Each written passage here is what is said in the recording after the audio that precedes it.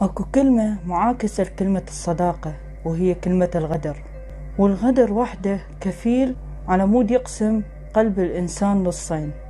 وإذا كان هذا الشي من أقرب الناس إلنا شلون راح يصير؟ السلام عليكم ورحمة الله وبركاته. رجعت لكم بالجزء السادس والأخير من قصة ابتعد عن الضوء.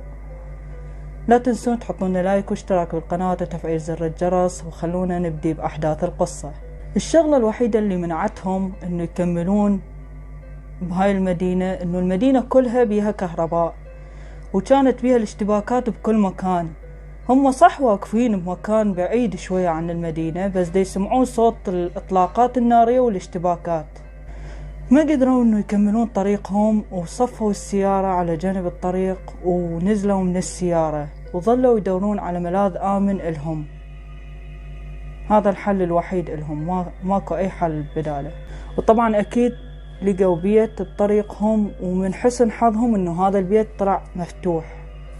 وما حكوا بيناتهم قرابة النص ساعة. بعد ما اطمأنوا قرروا إنه يشغلون التلفزيون ويشوفون شنو آخر الأخبار اللي صارت بالبلد. لقوا بالأخبار إنه الوضع خرج عن السيطرة، وحتى القوات الأمنية ما قدرت تسيطر على الوضع بفلوريدا، وخرج من سيطرتهم نهائيا. فهم صاحبنا أخيرا الوضع وقدر أنه يحط السيناريو لكل الأحداث اللي مروا بيها. أعلنت أمريكا عن يوم الجريمة اللي بهذا اليوم أصلا ما يسأل يعني الفاعل عن جريمته، ولا أكو قانون يحاسبه. وهذا اليوم موجود بكل سنة. طبعا حقهم يعني انه يرتكبون كل هاي الجرائم، لان انتوا اصلا نطيتوهم يوم حرية الهم يعني، فتستاهلون كل اللي صار بيكم. حلو ابو زايد. وطبعا بسبب هذا القرار استمر هذا اليوم لمدة 7 أيام، وظل الوضع خارج عن السيطرة. تجاوزت أعداد لا تعد ولا تحصى من القتل والنهب والسرقة.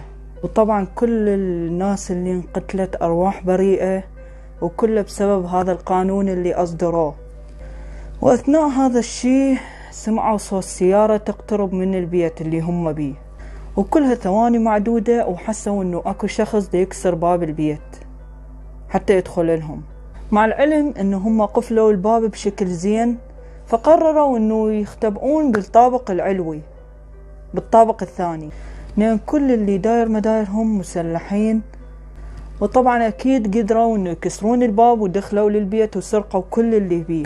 واحد منهم قرر إنه يصعد للطابق الثاني، فمن صعد كلها خطوات قليلة، ويعني اللي تفصل بينه وبين هذول الأشخاص.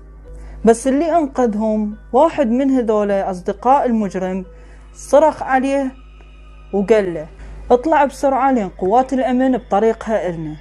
نزل بسرعة، بس هم ظلوا محتارين هل ينزلون ويسلمون نفسهم للشرطة، وإذا صار هذا الشيء وما لحقوا على الشرطة راح ينكتلون.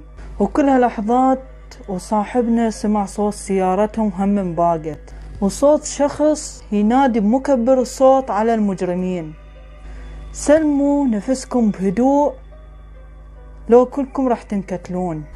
ظلوا محتارين هل يكملون رحلة الهروب وهم أصلا وصلوا على حدود فلوريدا، لو يستنجدون برجال الشرطة.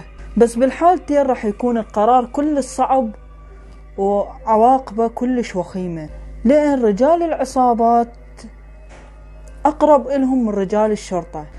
صاحبنا قرر أنه يختبئون بزاوية من الغرفة لحد ما تتقدم إلهم رجال الشرطة وتلقاهم.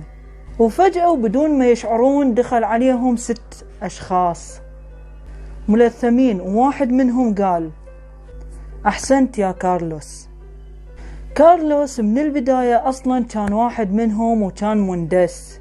كانت علامات الدهشة والصدمة والتعجب على وجوههم هم 3. بس هاي العلامات ما طولت بسرعة، ومسك كارلوس سلاحه ووجهها على ريك وضربه طلق، وهاي الطلقة استقرت بكتف ريك. بين صراخ إيلينا ودهشة وانزعاج صاحبنا قال كارلوس: أنا ما أريد له الموت المريح، أنا أريده يتعذب. هواي قبل ما يموت، وبسرعة قاموا وربطوا ايديناتنا خلف ظهورنا، وما اهتموا ابد للدماء اللي دا تسيل من ريك، وقاموا بتعصيب عيوننا على مود ما نشوف اي شي من اللي دا يصير. هنا كانت النهاية الاكيدة النا كلنا. كانوا على وشك انه ينفذون حكم الاعدام بينا، وفجأة صار تبادل اطلاق النار حوالينا. ما عرفنا شنو اللي دا يصير حولنا. صاحب القصة شعر بإيد شخص دا يعينه على الوقوف، وهذا الشخص فتح عيونهم. فوجئ صاحب القصة بأن هذا الشخص هو أصلا رجل من رجال الشرطة اللي كانوا محاوطين المكان، وشافوا كارلوس غرقان بدمه، ومع العلم كل اللي سواه وياهم وانقهروا عليه. ذولا أكيد براسهم شي، استوراد يقتلهم، ولو نفذ عليهم ما كان ارتاحت. وأخيرا تم نقلهم من ولاية فلوريدا بطائرة هليكوبتر. وأخيرا صاحب القصة نشر آخر منشور إله وهو بالمستشفى، واطمئن على صديقه ريك وكانت حالته مستقرة. والحمد لله هيك نجوا كلهم من هاي الفاجعة اللي مروا بيها. وإلى هنا انتهى الجزء الأخير من قصة ابتعد عن الضوء. إذا عجبكم الفيديو حطونا لايك واشتراك بالقناة وتفعيل زر الجرس، وأشوفكم على خير بقصة جديدة. مع السلامة.